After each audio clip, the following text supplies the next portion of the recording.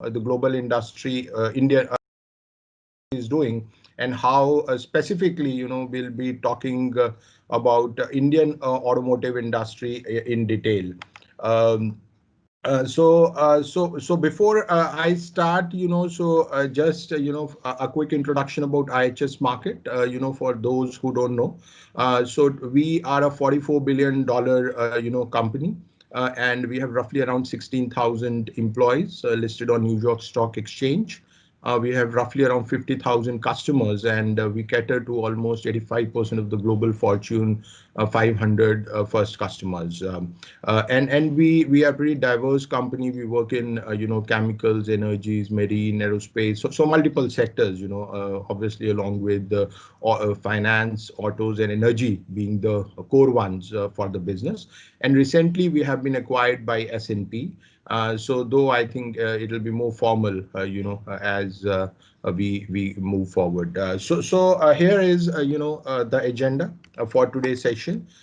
So I'll be starting with a quick global outlook, as I said, and then if from the India perspective, we'll talk about the COVID-19 impact, and primarily what are the disruptive trends, what we have been seeing because of COVID-19, because I think we all agree that tomorrow is not the same, what we have been seeing in the past. So then we'll have a look at industry volume. So how do we see India market, OEM market shares, and maybe a few trends, and then maybe we can take the Q&A session. So starting with the global outlook. So I think definitely, this was one of the unprecedented crises, and we have seen, automotive industry, or almost, that way, every industry falling. And definitely the damage due to this pandemic has been colossal, and every country, every market was impacted almost at a similar time. So I think if we compare the different crises, definitely this was a pretty different crisis, as it was neither economic crisis nor a financial crisis, but actually it started from human crisis, which led to economic and financial crisis. But interestingly, we had seen a lot of support, a lot of incentives from the government, which primarily came in form of helicopter money. And we saw, that the degrowth or the free fall, what happened was somewhat arrested, towards the last quarter or second half of the year, depending upon country. So I think by the time we finished 2020, so this is cars plus LCV data. So in 2019, we did around, 89 million units globally. And this year, it is expected that, the world will finish by something around $76 million, 76 million units. Roughly a degrowth of 15%. So here you can see, all the global markets, we have seen, South Korea recovered quite decent. It's the only market in positive. China, roughly around minus 5%. So I think they did great towards the second half of the year. And if we see the emerging markets, typically like if you see India or ASEAN markets or South America, I think typically if you talk about India, the COVID started late in India because we had quite an early lockdown in India, and quite a long one. So that is why, maybe the crisis started at a much later stage, and that is why the effect is visible, in these numbers is more. But otherwise, yeah, every market fall, which was definitely, not expected. But I think the good part was that definitely, there was a recovery. So now if you see, how we see next 7 years, so I'm not going to put much time on it, but I think you can clearly see that India is one of those markets, which will be driving the growth globally. And by 2026, we feel there would be a CAGR of 4% globally. But if you talk about India, so India will grow at a CAGR of roughly around 9 to 10%. But this is also because, in 2020, we have actually, being touching something around 2.6 million units. But otherwise, yes, recovery is good. And if you see, role of each of us, it may be anybody who has to do with automotive industry. I think you can clearly see that we will be the fourth largest cars and LCV market in the world, just behind China, United States, and Japan. So definitely the role of each of us will be more important. It'll be so I think the primarily, anybody who specifically who are working with new technologies, electric vehicles, or connected cars, or maybe, I think with more and more OEMs looking forward to India. I think everybody may have a bigger role to play. So now, coming back to India. So I think because there was a request regarding, if we can clearly go through the COVID-19 impact. So I think, when we see, I think definitely there was, the balance sheets have been impacted because of COVID. But if you see, I think automotive industry in India had a clear great rebound, right? But I think this is not the case only in India, right? So globally also, if you see, I think you can see here, that automotive has really rebound across the markets, right? So I think this is a sector-wise. On the left side is the sector-wise performance, and you can see that the autos tops, in terms of all the sectors. And in terms of recovery, if you see, typically in October, so I think India has been among the highest recovery markets. That's why, if you see, we clearly had a V-shaped kind of a recovery, in India, typically in automotive. And exactly, if you see, even in past crisis, which was Lehman crisis, we saw a similar kind of recovery in India. But now I think this time the difference is, whether this kind of growth is sustainable. I think we'll be covering that, as we move forward into the slides. So I think till now the story is great, so we are having a V-shaped recovery, which is good. We are seeing the volume levels pretty high. But now, the question is sustainability, as I said. So if you see, containment index, and if you actually focus, just a second, yeah. So if you actually see this side, right? So you can clearly see from Jan to April, we are seeing that, we may have some sporadic kind of, partial lockdowns. There is a possibility, because we are seeing some kind of a resurgence, typically, and as soon as, we see the economy opening up in terms of, like, the schools opening up, malls opening up, travel opening up. So there is a possibility, that actually, we may see another kind of a bump going forward. Because still, I think in most of the global markets, so vaccine will start. Maybe in India, it will also start. But yeah, the kind of population we have. So I think it will really take time, for our country to really vaccinate everybody. But interestingly, I think one of the other thing, if you see, still, in spite of the fact that, even if you talk about markets like China, or if you talk about markets like uh, like United States, right? So you can see that there the containment is coming down, but it is not back to zero normal, right? So I think this somewhere reflects, right, that that the tomorrow is not the same as past, right? So I think everybody is going to follow a different approach. So what we are saying here is, that a lot of things have become digital. I think we'll be talking about digital dealerships, how they are changing the business or the retail scenario in India.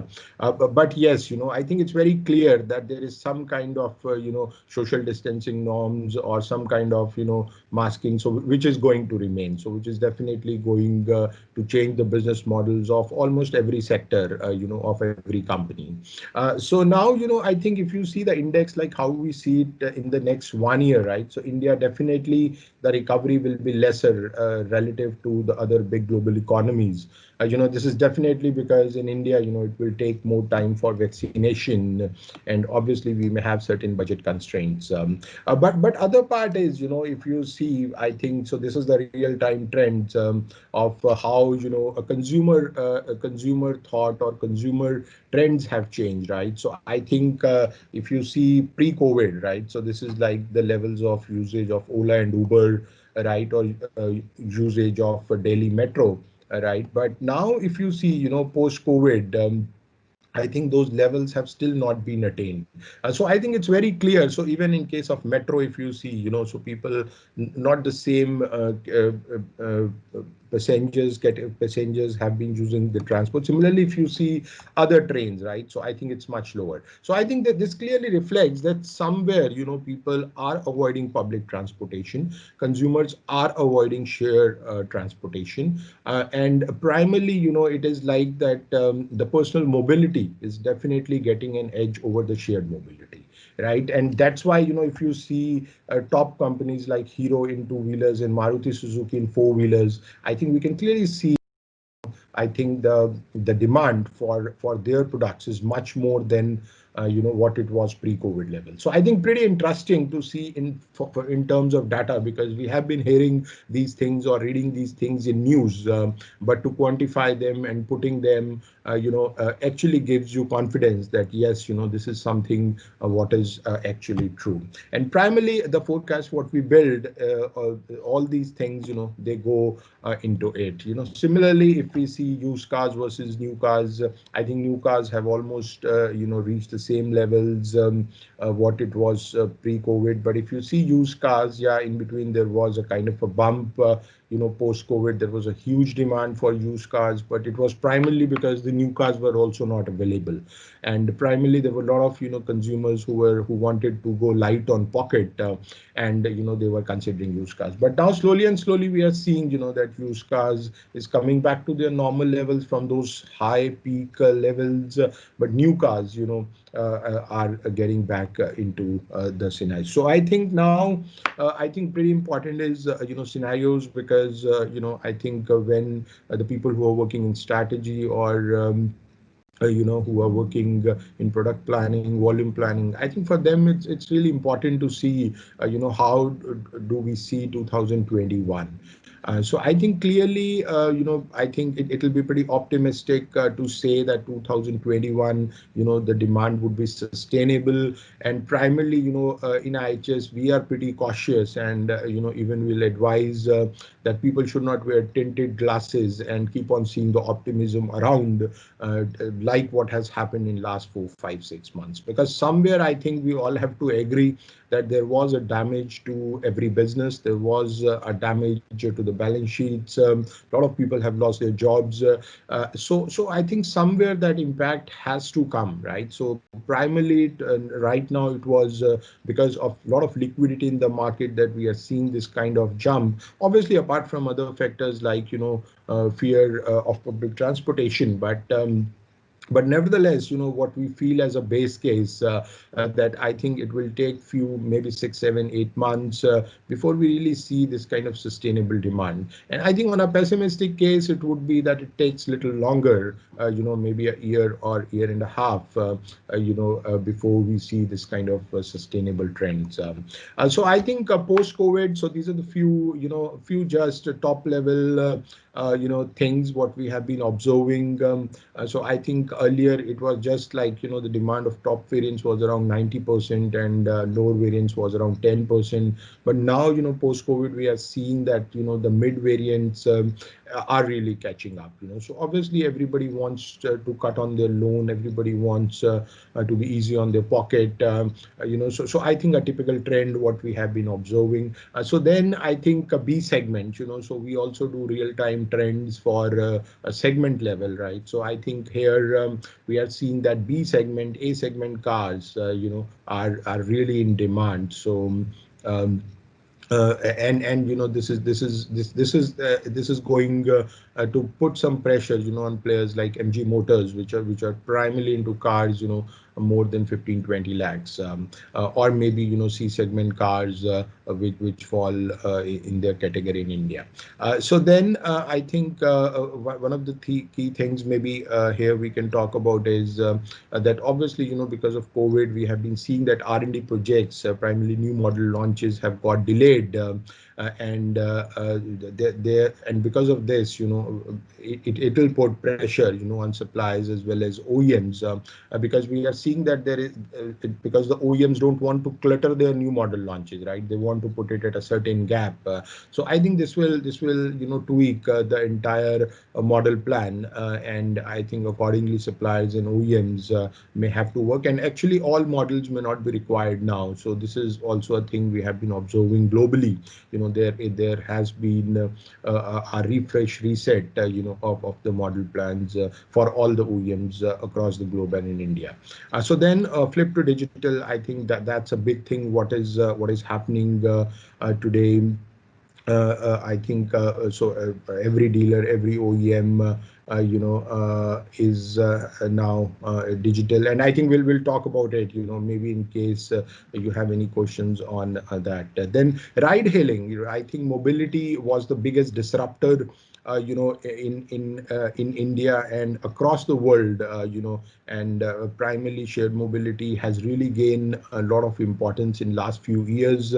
But surprisingly, this biggest disruptor, was disrupted by COVID. I think this was something, which is very important. And globally, actually, the impact is much more. In India, it's also there, but we feel that maybe, in next 6 months to 1 year, I think. People have to get back to shared mobility because we have not good public transportation. I think shared mobility is the need. It is relatively economical, and obviously it's easy. So I think in India maybe the impact in from the mid-term, longer-term perspective would not be there. But yeah, globally I think people may look out for more hygiene or more personal mobility solutions. So then I think coming now to quickly on the macro front, I think I'm not going to spend time here. Just one slide. So I think because macro is the basis of our forecast, the numbers what we develop, and these are the assumptions, what we take in macros. So these are just few of them, but yeah, these are just the critical ones. So I think we can clearly see that this year, the GDP growth rate, the GDP will fell down by around 10%, but next year, we may have a similar rebound. So I think that is good, but nevertheless, you can see that there is some loss of GDP, which translates into some loss of auto sales unit also. And even going forward, we may see that the GDP growth rate, typically the very next years, after 2021, we may see a kind of a dip, because this hike next year you are seeing because of the low base, in 2020. But otherwise, even if you see in the coming years, so GDP growth rate have been lowered, relative to pre-COVID levels. Similarly, inflation, I think inflation definitely can be one of the biggest bottlenecks for our industry, for our economy. So I think uh, yeah, so I think in terms of inflation, yeah, so I think we have already started, seeing the environment of conflation, which is a combination of contraction and inflation. So on one side, the GDP is contracting, and on the other side, we are seeing the inflation also touching 7%. So I think what it can really damage is, that we may not see interest rates, or it will be very difficult for RBI, to maintain lower repo rates, which can actually impact the industry. But again, this is a little pessimistic case. But broadly, yes, the inflation has been going up, which can be a cause of concern for government and for RBI. So policy interest rates, yes, in our assumptions, we are still taking them stable, because we feel that government really may not allow inflation to go up, as the things becomes normal. And I think fiscal deficit obviously is a big concern, because there is a lot of outflow of money from the government. From the government pocket. So I think that it will be very difficult to maintain fiscal deficit. So now if you talk about Indian auto industry, so it's today it is just tied up and have become a big puzzle.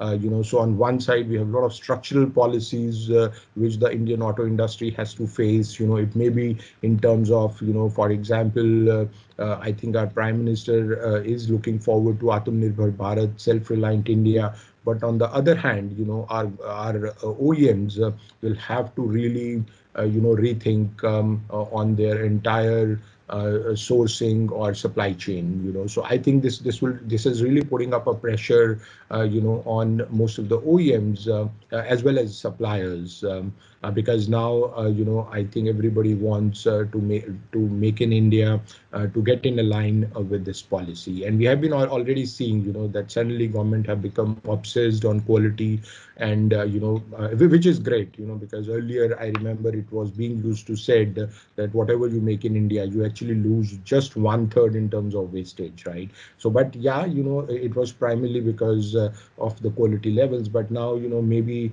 if yes, we have a better technology. I think if Atmanirbhar Bharat that catches up, which obviously everybody is working towards. But again, it will be a challenge for auto industry, because they have to kind of rethink from scratch, typically for certain components. So then I think on one side we have structural changes. We had GST, which was great for auto industry, but on the other side, we have a lot of regulations being coming up. So we already have seen BS4 to BS6 in April. We have multiple regulations which have come up, and because of which, the cost has gone up by 20% for cars, roughly in almost 2.5 years. So which is phenomenal, right? So and typically in market like India, where the consumer is quite price sensitive, I think this kind of price hikes can actually be deterrent to growth, and primarily because primarily we are still at car park levels of roughly around 34 vehicles per thousand, and actually if the car prices starts going up, then it will be very difficult, and we will somewhere, be somewhere around those levels. But otherwise, yeah, right now I think, but everybody's frugal in their approach, and we are seeing. OEMs getting cautious on that front, and primarily, we really look forward. By 2020, India car park will quadruple, roughly around 130-35 per thousand. So similarly, we have some interesting, drivers for 2021, which can be scrappage scheme. So it will be for the first time, we'll be seeing such a scrappage scheme. So though we are still not sure, on the monetary part, about how much government will support, but nevertheless, I think it will support the industry, and it can be the big drivers for 2021.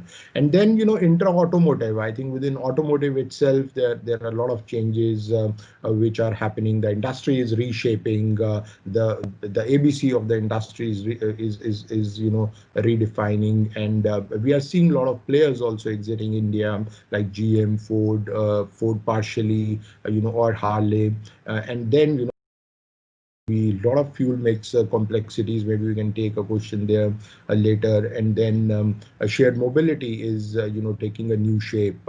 So I think within automotive itself, we have a lot of technological changes which are coming, which and obviously, things like EV are a big disruptor.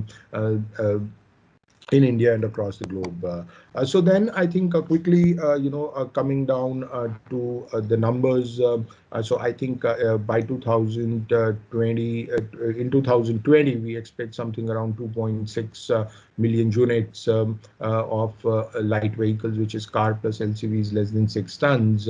But we feel that, by 2035, so this is as per IHS forecast, so we should be somewhere around 9 million units by 2035. So which is great, so we are going to see a good growth in coming years. I think there is no doubt. It is primarily because of the fundamentals we have, right? So because we have income levels which are rising, we definitely, consumers are becoming more aspirational. We may have much more urban cities, which means that people would be requiring cars going forward. So I think if you talk about, then what is exactly is going to happen, or what has happened in 2020, I think rural India has been on the front seat driving the sales, and one of the big reasons was Manrega also, because if you see the budget for Manrega, so that was actually 1 trillion Indian rupees. So you can clearly see it was really hiked from the last year, and primarily that money, has come into the system. And even if you talk about the daily wage rate, so primarily that has tripled. So somewhere that money is coming into the orbit, is coming into the rural economy, and we are also seeing a big consumer shift from consumers being moving from urban to rural markets, which is also helping. So overall, I think rural India has taken a front seat in 2020, and maybe I think the same will follow in 21. And then, I think retail financing is something, which is really big driver for growth in 2020, and hopefully in 2021 also. We feel, I think, I just showed you in the before slide that we are assuming that repo rates will not be touched in next year also by RBI, in spite of the fact that inflation may go up or has already started going up towards 7%. So obviously, I think last time when this kind of repo rates were there, so we saw a kind of big recovery, a big massive growth in the auto industry. So similarly, I think you can see that we are at the same levels now, and we have already seen automotive growth picking up, and this can actually pick, in case if the party is not being spoiled, by the other economic challenges. So I think just quickly on the market share or on the OEMs, I think this is the market share. So here we include LCVs also. So it's basically market share for cars plus LCVs. So that's why, so but yeah, so here broadly, we can see that obviously Maruti Suzuki will continue to lead, among all the OEMs, and even 2026 Maruti Suzuki will be the leader, but nevertheless their market share will reduce. I think since we do model level forecast, so I think we can clearly say that with good confidence that yes, the entry of new players will definitely impact, the leader in the Indian auto industry. And same kind of market share levels may not be realistically possible. So I think the big gainer here will be Hyundai Kia, because I think we have already seen Kia being a big disruptor in India, and Hyundai Kia together, I think they have been really eating out the market share from Maruti Suzuki. So then, I think then the third player, biggest player, can be Mahindra's. Obviously, right now we are seeing, because of the transition from BS4 to BS6 in diesel, Mahindra is going through a rough time, but we are seeing a pretty solid product portfolio from Mahindra together with Ford, which will really help them in maintaining their market share. So similarly, I think Tata is pretty strong. I think we are seeing multiple launches from Tata, and even their product portfolio remains strong. But yes, maybe in terms of the OEMs, which will be losing on market share, can be Ford, then it can be VW, Skoda, because their product portfolio is also not pretty solid. So though they are coming up with new products, under a new brand, but interestingly, it may not be possible for them to what they have been enjoying 5 years back. So similarly, Honda can be one of the players, because we really don't see, any new big launches here. So then I think in terms of body types, I think clearly, I think just a decade back, I think we were a small car market. But now, I think typically the mini cars. So I think consumers have been moving up the ladder, and today I think 36% of the market just left out is mini cars, and rest has moved towards SUVs. So purple is SUVs here. So you can see the SUVs have gone up from 9 to 24% and is expected to go up to 30% in next 5 years. And this is primarily because we are seeing multiple launches by every OEM in this category.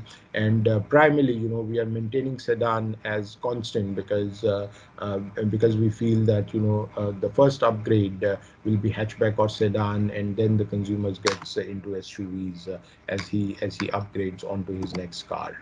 So then coming on to EVs, I think this is on a little optimistic side, but yes, we do feel that in cars, the EV penetration can be something around 9% by 2030.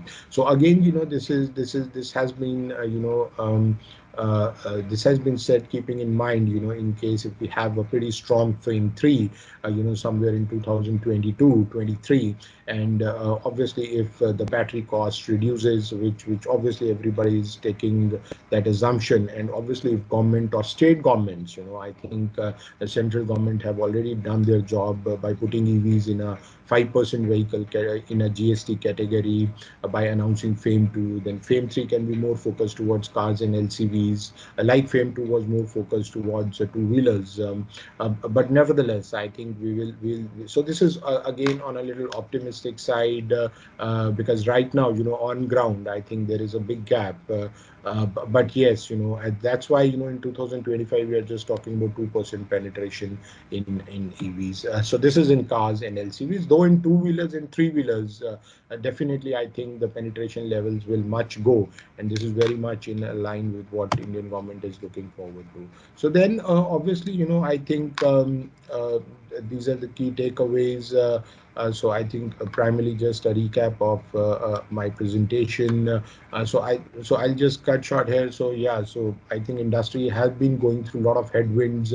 As I said, it may be in terms of regulation or structural policies, or in terms of, obviously COVID has further added to all that pain. So overall, we do feel that yeah, industry has been going through tough time, but interestingly, the structural changes which have happened in the last 4 5 years in India are related to GST. So we feel that that is going to give back to auto industry, in days to come. So with this, I think thank you very much, and maybe just few things for you for from the export perspective. So I think if you see, definitely. So this is our export dashboard.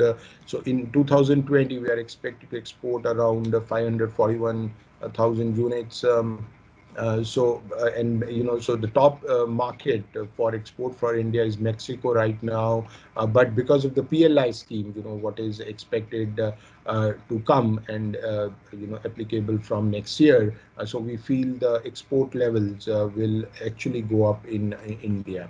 So even if you see, so we are talking about an upgrade from 550 to around 880 export levels, and a big part of that exports being going to sorry, I need to click here. Yeah, so a big part of that exports actually being going to markets like South Africa, Mexico, Saudi Arab. So but we can really tell you that a lot of OEMs are exploring a lot of export markets from India, and actually the PLI scheme typically in auto sector can be a big boon for the auto industry. Similarly, I think these are the few trends, like this is for CNG. Like globally, CNG doesn't sell, but yeah, in India, we are talking about the increase in the market share of CNG, and Maruti will be leading all this change.